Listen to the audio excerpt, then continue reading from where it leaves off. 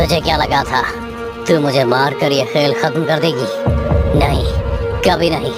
अभी तो ये खेल शुरू हुआ है। मैं आज मर रहा हूँ, लेकिन कल कोई और आएगा जो इस खेल को आगे बढ़ाएगा। याद रख। एक आदमी दर्द से तड़प रहा हुआ रेंग रहा था और उसके पैर पर अनगिनत सांप के काटने के निशान भी थे, जिसकी वजह से उसका शरीर नीला पड़ता जा रहा था और उसकी आंख और नाक से खून बहने लगा था। जहर इतना खतरनाक था कि उस शख्स का चेहरा तक नीला पड़ गया था, पर इतना दर्द सहने के बाद भी उसने रेंगना नहीं छोड़ा। वो आखिरी सांस तक अपनी जान बचाने की जद्दोजहद में था कि तभी एक सांप तेजी से रेंगता हुआ उस शख्स की छाती पर आ बैठा। रस्सी जल गई लेकिन बल नहीं गया।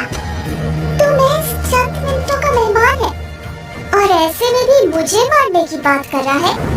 कमाल है तू भी। पर तू चिंता मत कर, ये खेल चाहे कोई भी खेले, जीतूंगी मैं ही। इतना कहकर वो सांप उस शख्स की गर्दन के चारों ओर लिपटने लगा। उसकी पकड़ इतनी तेज थी कि मजबूरन उस शख्स को चीखने के लिए अपना मुंह खोलना पड़ा, और उस शख्स के मुंह खोलते ही वो सांप उसके मुंह में घुस गया, जिससे वो शख्स और तेजी से छटपटाने लगा और देखते ही देखते बेहद भयानक तरीके से उसकी मौत हो गई।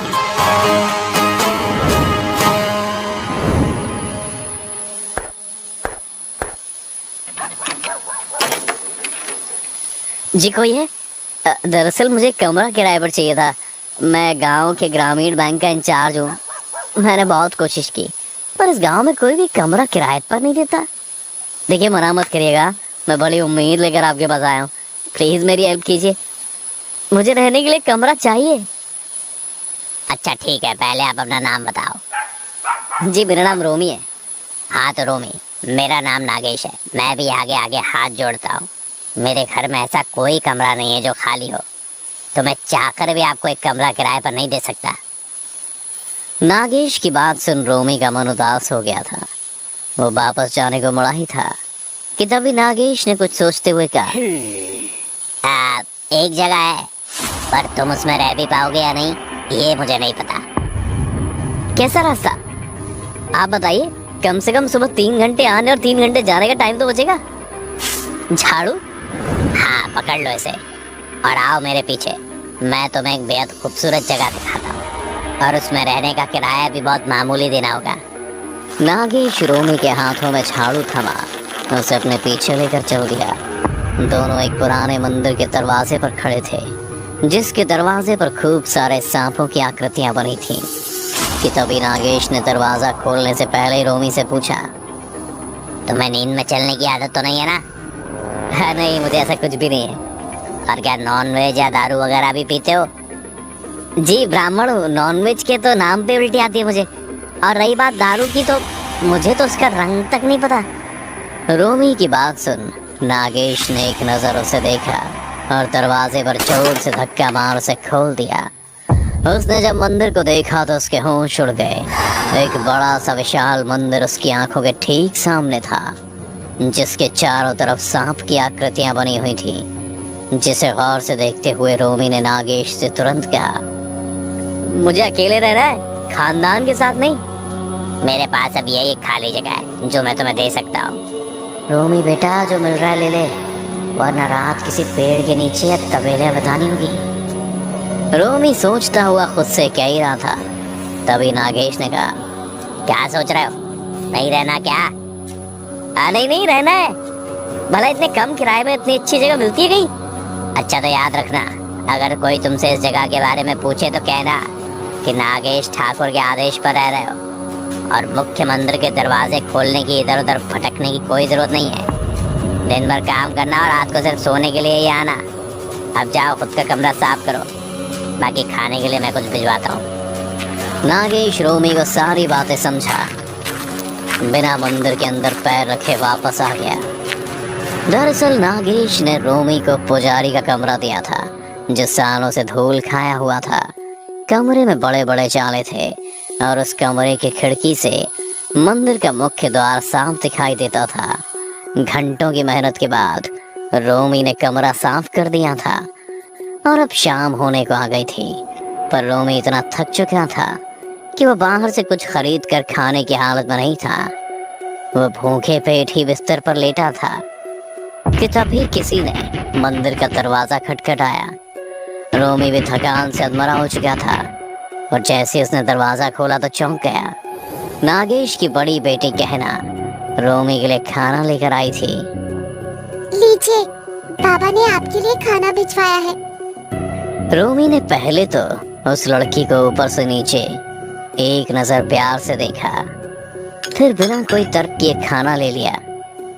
अच्छा, आप भी आइए अंदर, कुछ देर साथ बैठिए, मेरा भी मन लग जाएगा। नहीं, बाबा ने मंदिर के अंदर जाने से मना किया है। हमारे परिवार का कोई भी सदस्य इस मंदिर में कदम नहीं रख सकता, वरना वो जाग जाएगी। कौन जाग जाएगी? किसकी बात कर रही हैं आप?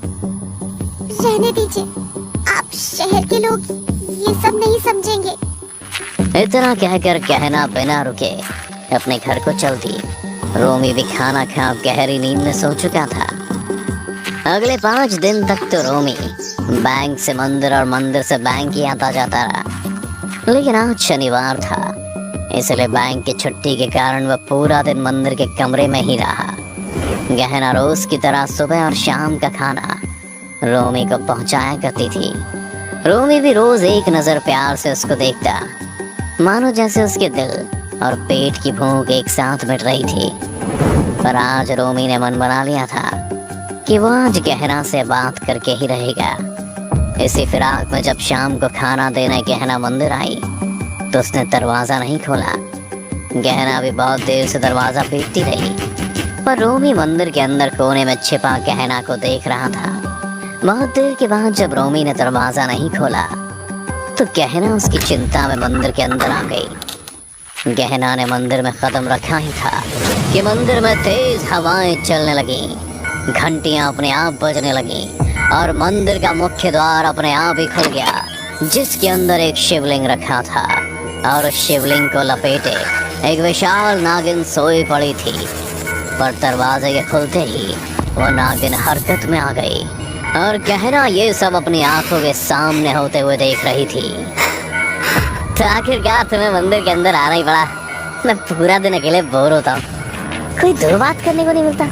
सारा गांव 7 साढ़े 7 सो जाता है, इसलिए मैंने जानबूझकर दरवाजा नहीं खोला ताकि तुमसे 2 बातें कर सकूं। झाड़ियों से निकल रोमी ने गहना से कहा था, पर गहना के होश उड़ चुके थे। उसने हड़बड़ाते हुए कहा, मैंने कहा था ना, तुम शहर के लोग कभी नहीं समझोगे। भागो यहाँ से जल्दी, वो जाग गई है। गहना ने चौंकते हुए रोमी से कहा और उसका हाथ पकड़ वो मंदिर से बाहर जाने को हुई ही थी कि मंदिर का दरवाजा अपने आप ही बंद हो गया। ये सब देख रोमी भी डर गया था। ये सब क्या हो रहा है? ये दरवाजा कैसे अपने आप बंद हो गया? अभी कुछ मत पूछो, भागो यहाँ से, मैं तुम्हें सब बताती हूँ। गहना की बातें रोमी के सिर के ऊपर से जा रही थी, पर इससे पहले कि वो कुछ समझ पाता, गहना उसका हाथ पकड़ दौड़ पड़ी थी और दोनों सीधा पंडित के कमरे, यानी अभी जिसमें रोमी रह रहा था, उसमें जाकर छिप गए। पूरे मंदिर का वातावरण बदल चुका था, चारों तरफ अजीब सी शांति पसर चुकी थी।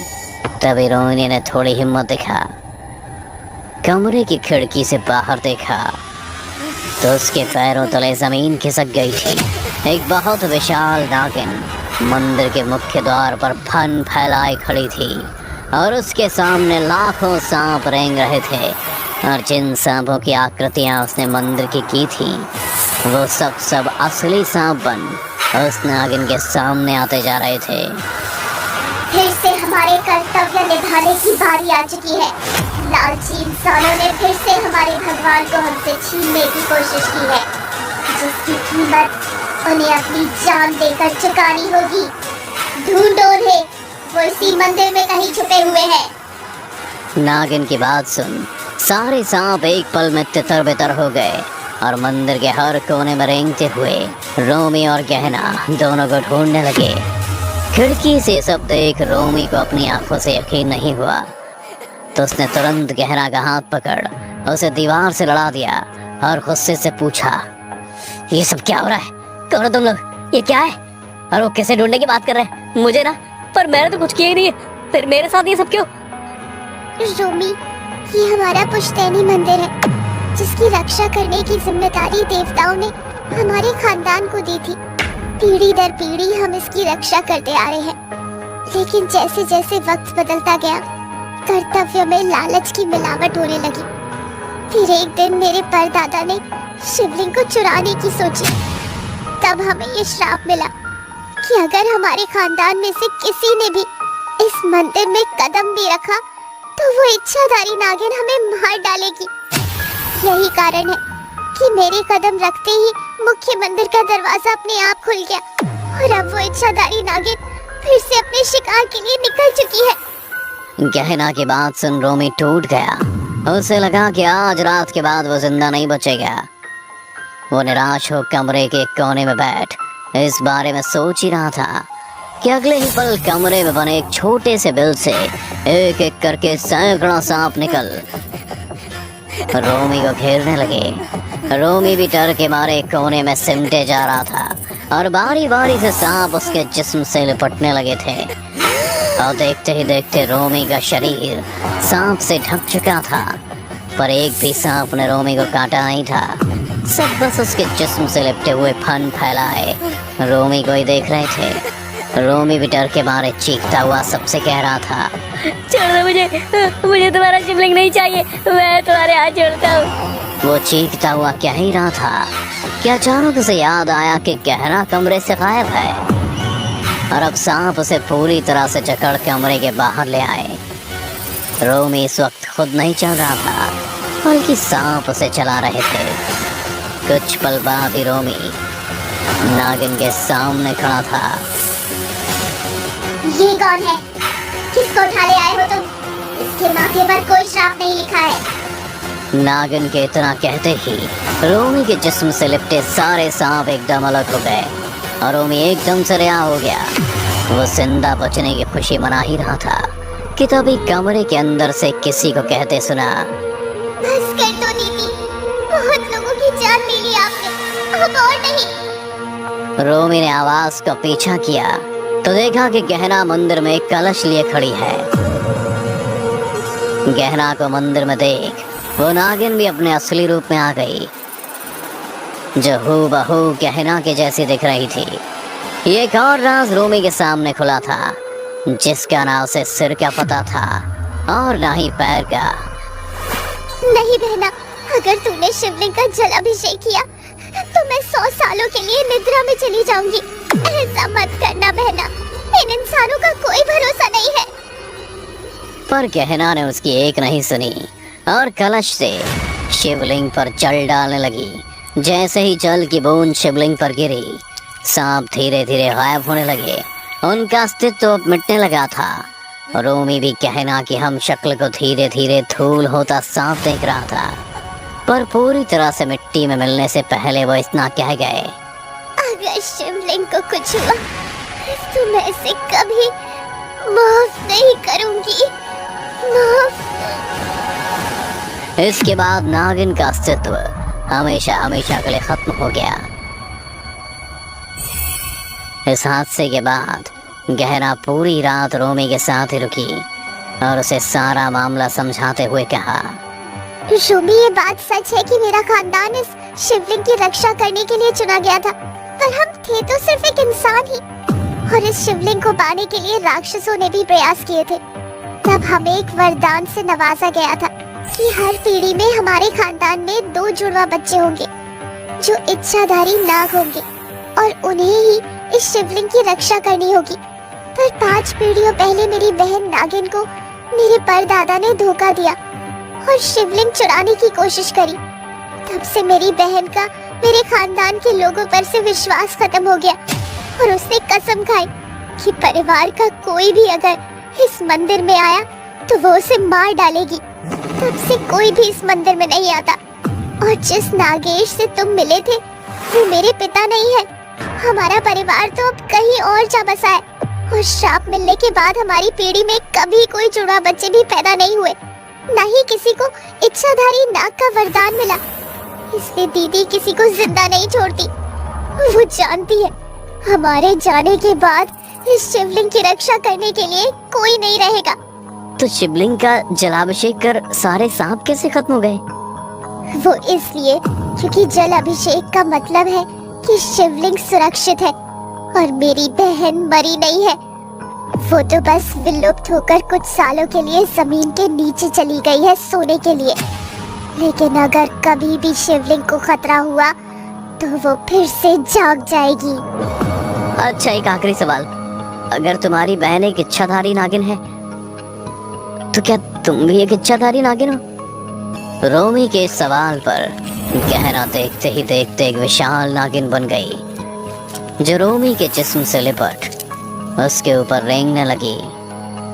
पर अब रोमी डरा नहीं बल्कि प्यार से उसे सहलाते हुए मुस्कुराने लगा था।